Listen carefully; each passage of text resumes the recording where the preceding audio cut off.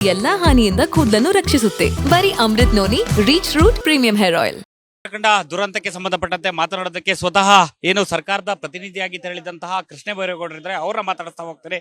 Sir, ಈಗಾಗಲೇ ಏನು ಉತ್ತರಾಖಂಡದಲ್ಲಿ ಆಗ್ಬಾರ್ದಂತಹ ಒಂದು ಘಟನೆ ನಡೆದೋಯ್ತು. ಸೊ ನೀವು ಸರ್ಕಾರದ ಪ್ರತಿನಿಧಿಯಾಗಿ ತೆರಳಿದ್ರಿ, ನಿಮ್ಮನ್ನ ಮೊದಲಿಗೆ ಭೇಟಿಯಾದಾಗ ಅಲ್ಲಿದ್ದವರು ಹೇಳಿದ್ದೀರಿ ಸರ್?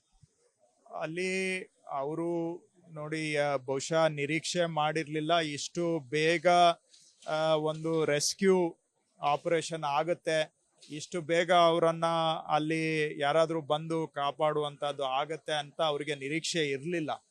ಸೊ ಯಾವಾಗ ನಿನ್ನೆ ಬೆಳಗಿನ ಜಾವ 7-7:30 ಅಷ್ಟೊತ್ತಿಗೆ ಒಂದು ಹೆಲಿಕಾಪ್ಟರ್ ಅವರ ಕ್ಯಾಂಪ್ ಹತ್ರ ಕಾಣ್ತು, ಆವಾಗ ಅವರಿಗೆ ಒಂದು ರೀತಿ ಶಾಕ್ ಆಗಿತ್ತು, ಇಷ್ಟು ಬೇಗ ನಮಗೆ ರಿಲೀಫ್ ಬಂದಿದೆ, ರೆಸ್ಕ್ಯೂಗೆ ಬಂದಿದ್ದಾರೆ ಅಂತ.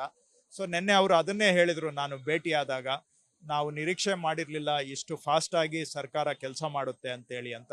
ಸೊ ಅಷ್ಟು ಫಾಸ್ಟಾಗಿ ನಮ್ಮ ನೆರವಿಗೆ ಬಂದಂಥ ಸರ್ಕಾರಕ್ಕೆ ಧನ್ಯವಾದಗಳು ಅನ್ನುವಂಥ ಮಾತನ್ನು ಅವರು ನಿನ್ನೆ ನಾನು ಫಸ್ಟ್ ಭೇಟಿ ಮಾಡಿದಾಗ ಅದನ್ನೇ ಹೇಳಿದ್ರು. ಆದರೂ ಕೂಡ ಅವ್ರಿಗೆ ಇನ್ನೂ ಮಾತಾಡಲಿಕ್ಕೂ ಒಂದು ಆತಂಕದಲ್ಲೇ ಇದ್ದಾರೆ. ನಿನ್ನೆನೂ ಅಷ್ಟೇ, ಇವತ್ತು ಅಷ್ಟೇ. ಇದೆಲ್ಲ ಅವರಿಗೆ ಬಹುಶಃ ಒಂದು ದುಸ್ವಪ್ನದ ರೀತಿಯಲ್ಲಿ ನಿಜನೋ ಸುಳ್ಳೋ 9 ಜನ ತೀರೋಗಿರೋದು, ಅವರು ಕೂಡ ಸಾವು ಬದುಕಿನ ಹೋರಾಟದಿಂದ ಹೊರಗೆ ಬಂದಿರೋದು, ಅವರಿಗೂ ಕೂಡ ಬಹುಶಃ ಇನ್ನೂ ನಂಬಲಿಕ್ಕೆ ಆಗದೆ ಇರುವಂತ ಒಂದು ಮನೋಸ್ಥಿತಿಯಲ್ಲಿ ಇದ್ದಾರೆ ಅಂತ ನಾನು ಅನ್ಕೊಳ್ತೇನೆ. ಒಂದ್ ಕಡೆಯಲ್ಲಿ ತಮ್ಮ ಜೊತೆಗೆ ಬಂದಂತಹ ಸ್ನೇಹಿತರು ಅಥವಾ ಕುಟುಂಬಸ್ಥರು ಕಣ್ಣು ಮುಂದೆನೆ ಪ್ರಾಣವನ್ನ ತ್ಯಜಿಸ್ತಾರೆ. ಸೊ ಆ ಒಂದು ಸಂದರ್ಭವನ್ನ ಊಹೆ ಕೂಡ ಮಾಡ್ಲಿಕ್ಕಾಗಲ್ಲ. ಅವರಿಗೆ ಧೈರ್ಯ ತುಂಬುವಂಥದ್ದು ತುಂಬಾ ಅತ್ಯಮೂಲ್ಯವಾದಂತಹ ಒಂದು ಸಂದರ್ಭ. ಆ ಸಂದರ್ಭದಲ್ಲಿ ಹೇಗಿತ್ತು ಸರ್ ನಿಮ್ಮ? ನಾನು ಅವರಿಗೆ ಹೇಳಿದ್ದು, ಎಲ್ಲರೂ ನಾವು ಹೇಳಿದ್ದು, ಆಗಬಾರದ ದುರ್ಘಟನೆ ಆಗೋಗಿದೆ, ಯಾರು ಬದುಕಬೇಕು, ಯಾರು ಸಾವನ್ನಪ್ಪಬೇಕು, ಇದು ನಮ್ಮ ಕೈಯಲ್ಲಿ ಇಲ್ಲ, ಅದೂ ಕೂಡ ಆಗೋಗಿದೆ. ಈಗ ಬದುಕಿ ಉಳಿದವರು ನಿಮ್ಮ ಜೀವನ ರೂಪಿಸ್ಕೊಳ್ತಕ್ಕಂಥ ಅದಕ್ಕೆ ಸ್ವಲ್ಪ ವಿಶ್ವಾಸದಿಂದ ಹೆಜ್ಜೆ ಇಡಬೇಕು.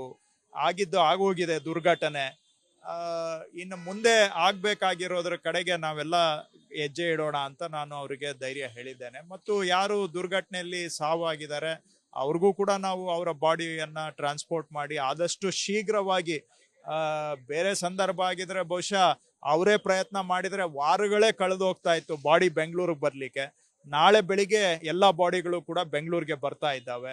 ಸೊ ಅವ್ರ ಕಡೆಗೂ ನಾವು ಗಮನ ಕೊಟ್ಟು, ಯಾಕಂದರೆ ಪ್ರಾಣ ಕಳ್ಕೊಂಡಿರೋರ ಕುಟುಂಬದವರ ಪರಿಸ್ಥಿತಿ ನಾನು ಊಹೆ ಮಾಡಲಿಕ್ಕೆ ಸಾಧ್ಯ ಇಲ್ಲ, ಅಷ್ಟು ನೋವಿನಲ್ಲಿ ಕುಟುಂಬದವರು ಇರ್ತಾರೆ. ಅವರಿಗೂ ಕೂಡ ನಾವು ಆದಷ್ಟು ಶೀಘ್ರವಾಗಿ ಆ ಮೃತರ ಬಾಡಿಯನ್ನು ತಲುಪಿಸುವಂಥ ಪ್ರಯತ್ನ ಮಾಡ್ತಾ ಇದ್ದೇವೆ. ಆದರೆ ನಾವು ಏನೇ ಹೇಳಿದ್ರು ಕೂಡ ಬಹುಶಃ ಸಾವು ಬದುಕಿನ ನಡುವೆ ಹೋರಾಟ ಮಾಡಿ ಬಂದಂಥವರ ಮನಸ್ಥಿತಿ ಏನಿದೆ ಅದು ನಾನು ವಿವರಣೆ ಮಾಡ್ಲಿಕ್ಕಾಗೋದಿಲ್ಲ, ಅದು ಅವರಿಗೇ ಗೊತ್ತು.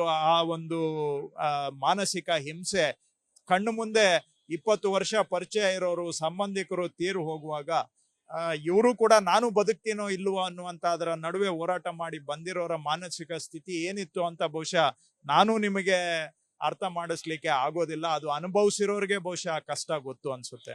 ಕೊನೆಯ ಪ್ರಶ್ನೆ, ನೀವು ಶೀಘ್ರಗತಿಯ ಒಂದು ಕಾರ್ಯಾಚರಣೆಗೆ ಸಹಕಾರವನ್ನ ನೀಡಿದ್ರಿ, ಅದರ ಜೊತೆಯಾಗಿ ಉತ್ತರಾಖಂಡ ಸರ್ಕಾರ ಹೇಗೆ ಸ್ಪಂದನೆ ನೀಡಿತು ಮತ್ತು ಈ ಒಂದು ಕಾರ್ಯಾಚರಣೆಗೆ ಅಂತ? ಉತ್ತರಾಖಂಡ ಸರ್ಕಾರ ಅಂತೂ ನಮಗೆ ಏನೇ ಒಂದು ರಿಕ್ವೆಸ್ಟ್ ಮಾಡಿದ್ರು ಯಾವುದಕ್ಕೂ ಇಲ್ಲ ಅನ್ನೋದೇ, ಮತ್ತೆ ಇಲ್ಲ ಅನ್ನೋದೇ ಅಂತ ಅಷ್ಟೇ ಅಲ್ಲ, ತಕ್ಷಣ ನಮಗೆ ಸ್ಪಂದನೆಯನ್ನ ಮಾಡಿದ್ರು.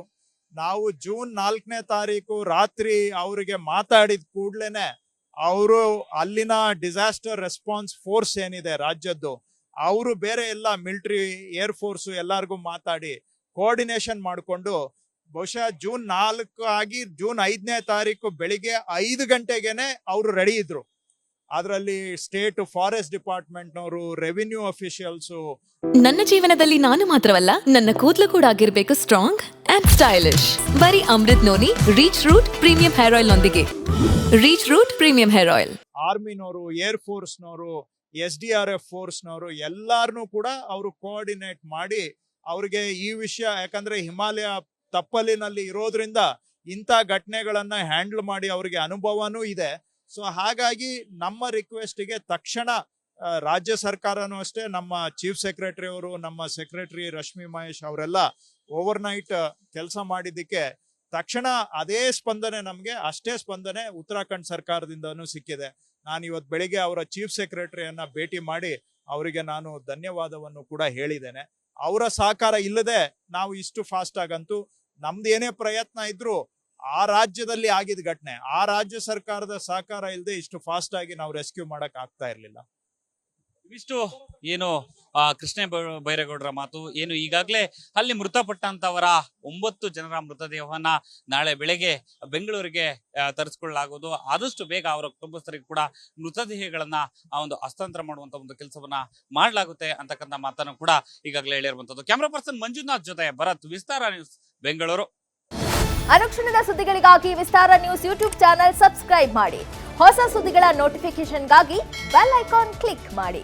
ಲೇಟೆಸ್ಟ್ ಅಪ್ಡೇಟ್ಸ್ಗಾಗಿ www.vistaranews.com ವೆಬ್ಸೈಟ್ಗೆ ವಿಸಿಟ್ ಮಾಡಿ. ಅಂಗೈಯಲ್ಲೇ ಜಗತ್ತಿನ ಸುದ್ದಿ ತಿಳಿಯಲು ವಿಸ್ತಾರ ನ್ಯೂಸ್ ಕನ್ನಡ ಆಪ್ ಡೌನ್ಲೋಡ್ ಮಾಡಿ.